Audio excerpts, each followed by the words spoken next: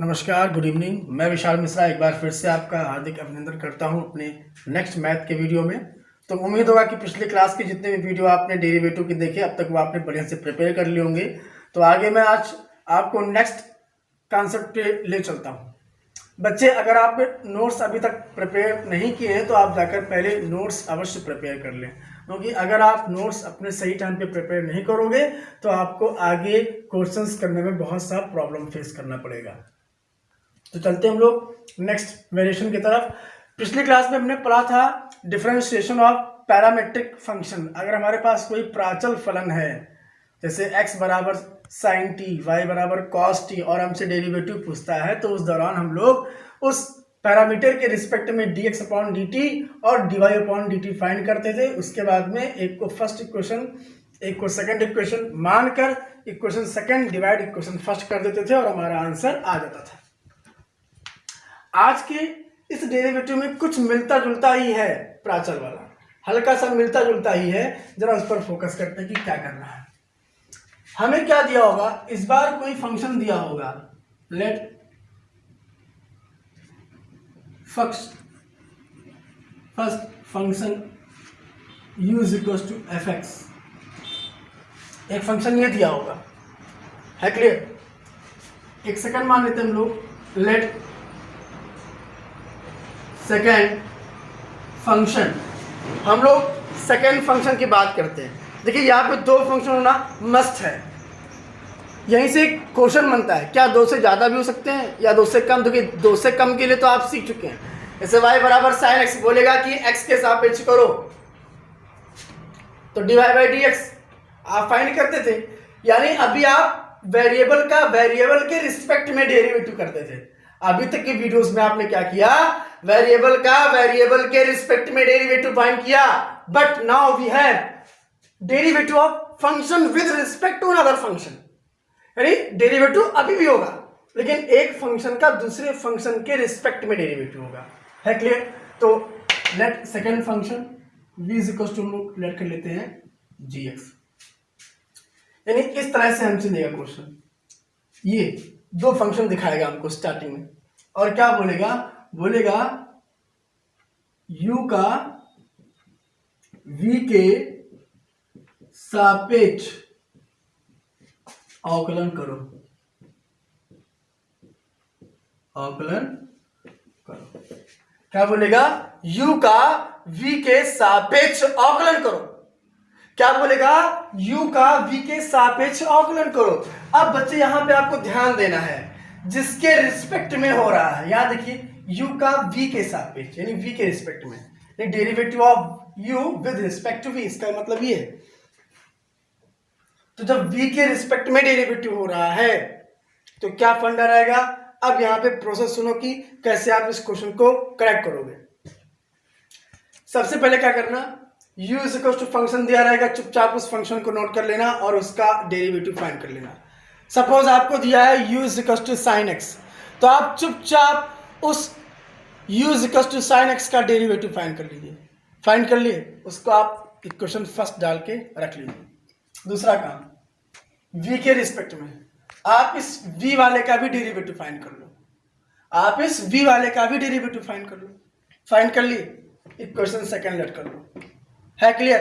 अब चलते हैं फाइनल और लास्ट स्टेप की तरफ। आपने u का डेरिवेटिव फाइंड किया, आपने उसे इक्वेशन फर्स्ट लेट किया, आपने v को सेकंड लेट किया। क्या करना है, फर्स्ट डिवाइड सेकंड। क्या करना है, फर्स्ट डिवाइड सेकंड। यानी पहले क्या करेंगे, पहले क्या करेंगे हम लोग, find the derivative, find the derivative of v। दूसरा, find the derivative of v। यानी सबसे पहले u का डिफरेंशिएशन, फिर v का differentiation, and final step answer is equal to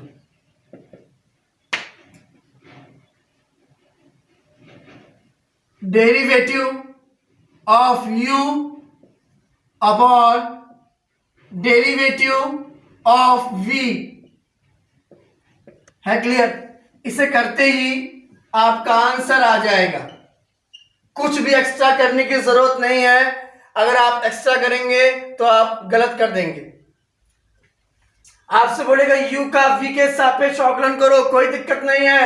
इस वाले फंक्शन का डेरिवेटिव पहले फाइंड करो, फिर v वाले का डेरिवेटिव फाइंड करो। फाइनल आंसर लिखने के लिए पहले वाले का डेरिवेटिव अपॉन सेकंड वाले का डेरिवेटिव है। क्लियर? इसे कॉपी करें। फिर आता हूं कुछ दो चार अच्छे एग्जांपल के पास। और भाई क्वेश्चन पे आते हैं। तो पहला क्वेश्चन क्या दिया है? tan inverse 2x upon 1 minus x square. ध्यान से देखिए, tan inverse 2x upon 1 minus x square का cos inverse 1 minus x square upon 1 plus x square के सापेक्ष अवकलन ज्ञात करो। इसको सीबीएसई कैसे बोलेंगे? Find the derivative of tan inverse 2x upon 1 minus x square with respect to cos inverse 1 minus x square upon 1 plus x square. है clear? Question समझ में आ गया? यानी कि इस वाले का, यानी कि tan का cos के रिस्पेक्ट में हमको डेरिवेटिव फाइंड करना है क्लियर? चलिए आइए देखिए। सबसे पहले क्या करते हैं, ये दिखाना और ये दिखा। आपको ध्यान होगा जितने लोग डेरिवेटिव किए 10वीं क्लास है, तो मैं आपको बता दूं मैंने इस तरह के फंक्शन का डिफरेंशिएशन करना आपको कुछ सिखाया है। याद करिए, सब्स्टिट्यूशन ऑफ डेरिवेटिव मैंने बताया था ना, सब्स्टिट्यूशन के मेथड से कैसे डेरिवेटिव फाइंड करते हैं। कुछ रख देते हैं एक्स की जगह पर तो आसान हो जाएगा। चलिए एक काम क्या करते हैं हम लोग, पुट एक्स, इसको सबसे पहले काम, इसको आप यू के इक्वल मानिए। यू इज इक्वल टू क्या हो जाएगा, ये tan inverse 2x upon 1 minus x square and इसको आप v के इक्वल मान लो, तो ये क्या हो जाएगा? cos inverse 1 minus x square upon 1 plus x square. है क्लियर सारे बच्चे को? पहले इसको u के इक्वल और इसको v के इक्वल। तो अब हम लोग इसको पढ़ सकते हैं, u का v के रिस्पेक्ट में डेरिवेटिव फाइंड करो। यानी कि हमको du अपॉन dv फाइंड करना है। क्या फाइंड करना है हमको? du अपॉन dv हमें फाइंड आउट करना है। ध्यान रहे, ठीक? चलो अब देखते हैं। अगर हम लोग यहाँ पे क्या पुट करते हैं, put x is equal to tan theta in u and v। अगर हम लोग u और v की जगह पर क्या पुट कर दे हम लोग, देखो ये x इज इक्वल टू कितना है, tan है कि नहीं है। यानी जहां पर x दिख रहा है वहां पर क्या पुट कर दिया जाए, tan पुट कर दिया जाए। तो थीटा इज इक्वल टू क्या आ जाएगा, tan इनवर्स x आ जाएगा ना, ये ध्यान रखना है आपको। तो पुट करो तो u इज इक्वल टू क्या आ जाएगा, tan inverse 2 tan theta upon 1 minus tan square theta, ये आ जाएगा। कोई दिक्कत? तो u इज इक्वल टू ये tan इनवर्स। अब देखो ये फॉर्मूला किसका होता है, ध्यान आया? ये फॉर्मूला होता है tan 2 थीटा का। ये क्या हो गया, रिप्लेस हो गया।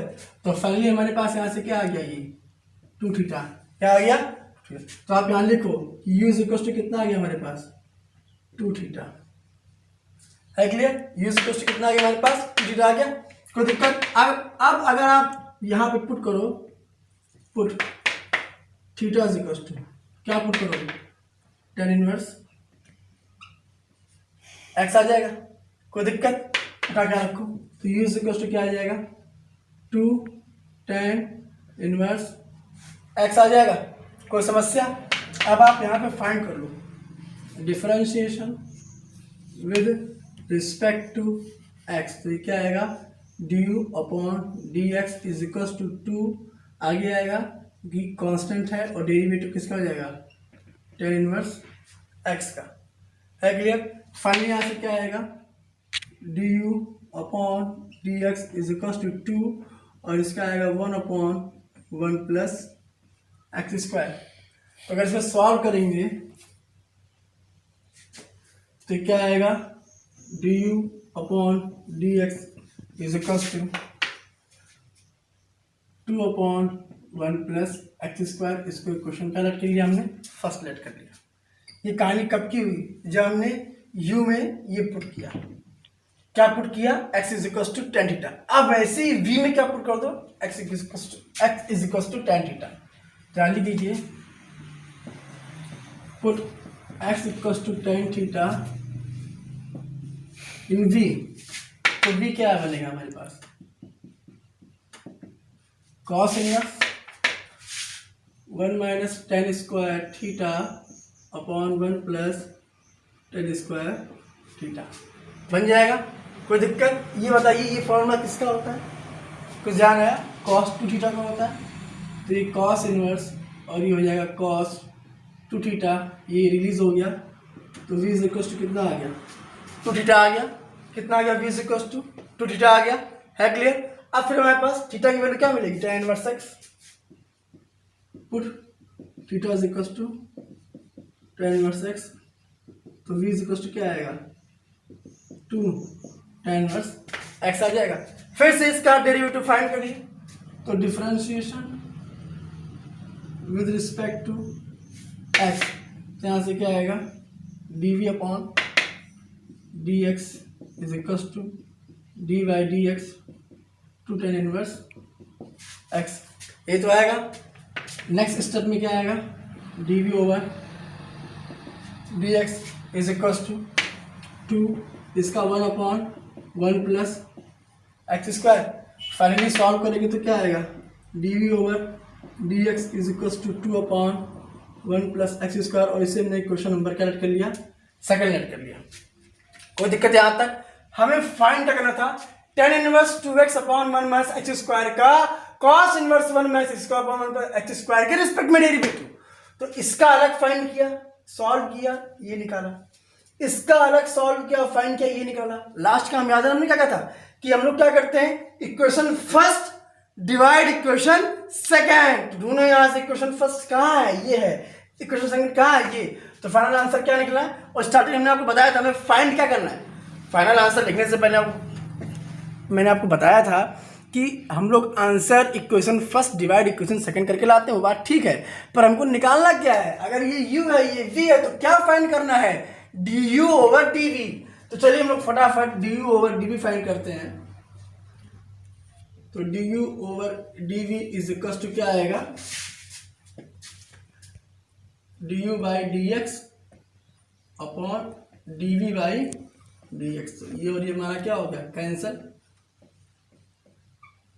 या मतलब कैंसिल नहीं करना, आपको समझाने के लिए मैंने बोला, वरना आप शायद कैंसिल कर दो। ये हमारा हो गया।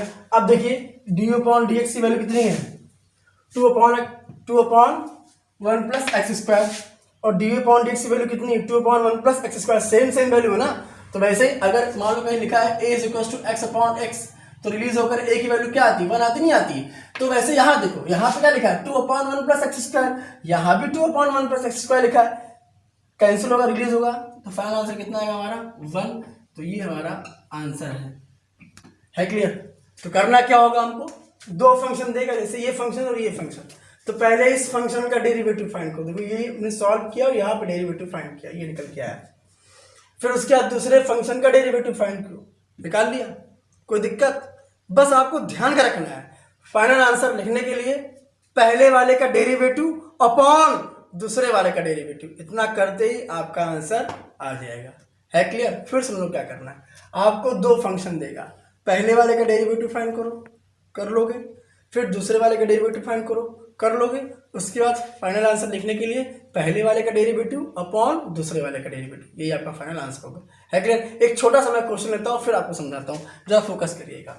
जैसे मान लीजिए हमारे, इसको नोट कर लिया होगा आपने, फटाक से नोट कर लीजिए, स्क्रीन पॉज है। चलिए अब देखिए जरा ध्यान से। जैसे मान लीजिए एक एग्जाम्पल मैं छोटा सा इसलिए ले रहा हूँ ताकि थोड़ा बड़ा एग्जाम्पल था, अगर जिसको नहीं समझ में आया है तो उस छोटे वाले एग्जाम्पल से देखे। उम्मीद करता हूँ कि समझ में आ गया होगा। आप फिर से वीडियो को पीछे करके देखिएगा, आपको समझ में आएगा।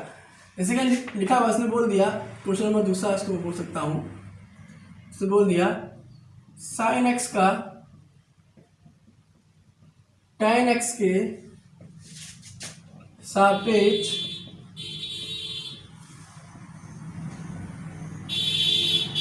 अवकलन करो। क्या बोलते हैं हमसे, साइन एक्स का tan एक्स के सापेक्ष अवकलन फाइंड करो। क्या अवकलन करो, कोई दिक्कत नहीं। ये साइन एक्स है, क्या है ये साइन एक्स है। पहले इसको y इज इक्वल टू, चलो सबसे पहले क्या करें बेटा, इसको u इज इक्वल टू क्या ले लिया हमने, साइन एक्स, एंड इसको v इज इक्वल टू क्या हो गया हमारा ये tan x हो गया। अब इसका फाइंड करो, तो यहां से क्या आएगा, इसका ध्यान से सारे बच्चे ध्यान दें, इजी है, फाइंड करो। तो differentiation with respect to x, तो ये du ओवर dx बराबर d by d x sine x, तो du over dx sine x का डेरिवेटिव क्या हो जाएगा, cos x हो जाएगा, है क्लियर। चलिए ऐसे इसका फाइंड करिए, u इज इक्वल टू क्या दिया गया, tan x, तो differentiation with respect to x, है क्लियर।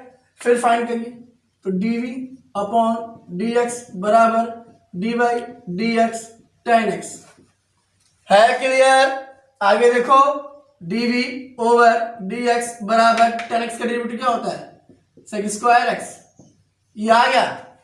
अब भैया अगर आपने इसको u लट किया है और इसको v लट किया है, तो u का v के रिस्पेक्ट में, u का v के रिस्पेक्ट में फाइंड करना है, मतलब du ओवर dv फाइंड करना है। तो फाइनल आंसर लिखने के लिए क्या करेंगे हम लोग, देखिए ध्यान से, नाउ इसी के बाद du over dv is equal to du upon dx upon dv upon dx, तो du over dv is equal to कितना आएगा, देखो ना इसकी वैल्यू कितनी है, cos x, इसकी वैल्यू कितनी है, sec स्क्वायर x। भैया 1 अपॉन sec स्क्वायर x क्या होता है, 1 अपॉन sec स्क्वायर x क्या होता है, cos स्क्वायर x होता है। तो फाइनल आंसर क्या आएगा, du over dv is equal to, ये du ऊपर वाला u है और ये v है, तो du over dv is equal to ये 1 अपॉन sec क्या बन जाएगा, cos बन जाएगा, तो ये बनेगा cos स्क्वायर x और ये cos x मिलकर क्या बना लेंगे, cos क्यूब x। ये हमारा फाइनल आंसर है। फिर से देखो मैंने क्या किया, हमारे पास क्या था, एक फंक्शन था sin x, दूसरा क्या था tan x, हमने u बराबर sin x को लिया, इसका डेरिवेटिव फाइंड किया, तो d by d x sign x का क्या आ गया, cos x आ गया, उसको उठा के लिख लिया।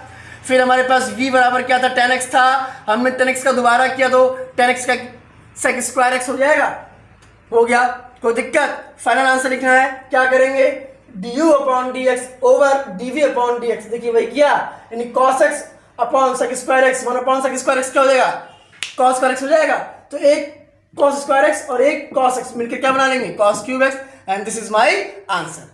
तो उम्मीद करता हूं कि आपको सवाल जो मैंने आज आपको पूरा बताया है, पूरा फंडा, पूरा कॉन्सेप्ट, ये आपको समझ में आया होगा। इसको आप पूरा अच्छे से नोट कर लीजिए। इसके बाद मैं इस वीडियो को समाप्त करूंगा और आपको 15 से 20 क्वेश्चन का एक स्क्रीनशॉट अभी इस वीडियो के साथ में ग्रुप में भेजूंगा, उसे आप देखकर डाउनलोड कर लीजिए और क्वेश्चन लगाइए, जिसे जहां भी प्रॉब्लम हो बच्चे निसंकोच 7007725756 पर आप मुझे व्हाट्सअप कर सकते हैं। व्हाट्सअप करते ही मैं आपका उस समाधान अवश्य करूंगा। जितने लोगों ने चैनल को सब्सक्राइब नहीं किया है, please I request you go to my link and subscribe my channel. भैया आपको बहुत बढ़िया से बढ़िया चीजें वीडियोस में मिलेंगी, प्लीज उसे देखें जरूर। मिलते हैं नेक्स्ट वीडियो में, तब तक के लिए नमस्कार, धन्यवाद।